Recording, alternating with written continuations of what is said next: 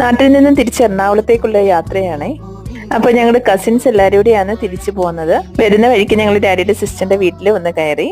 ഈ ടൈമിൽ നാട്ടിൽ പോകുന്നവർക്ക് കാണാൻ പറ്റിയ ഒരു കാഴ്ചയാണ് ഈ റംബൂട്ടാൻ ഇങ്ങനെ പഴുത്ത് നിൽക്കുന്നത്. ഫുഡ് കഴിക്കാനായിട്ട് ഞങ്ങൾ കയറിയത് അച്ചായന്റെ അടുക്കള എന്നുള്ള ഒരു അടിപൊളി ഫുഡ് സ്പോട്ടിലായിരുന്നേ. ആവശ്യത്തിന് പാർക്കിംഗ് സ്പേസും ഉണ്ട്. ഫുഡ് വരുന്ന ടൈം കൊണ്ട് ഇമ്മുതെ ഫൈൻ ദ വേ കളിച്ചോണ്ടിരുന്നു. ഇമ്മുന്റെ കാര്യം പോട്ടെ, ജസ്റ്റ് ശുഭിച്ചാൻ ഇത് കളിക്കുന്ന കണ്ടിട്ട് എനിക്ക് സഹിച്ചില്ല. പിന്നെ ഞാൻ മാത്രം എന്തിനാണ് ഈ വെറുതെ ഇരിക്കുന്നതെന്ന് കരുതി. അങ്ങനെ അതും കളിച്ചോണ്ടിരുന്നപ്പോഴത്തേ അവര് ലൈം ടീ കൊണ്ടുവന്നിട്ടുണ്ടായിരുന്നു. അടിപൊളി ഒരു റിഫ്രഷ്മെന്റ് ആയിരുന്നു കേട്ടോ. എന്താ പറയാ, ഒരു കാം ആൻഡ് കൂൾ ആംബിയൻസ് ആയിരുന്നേ.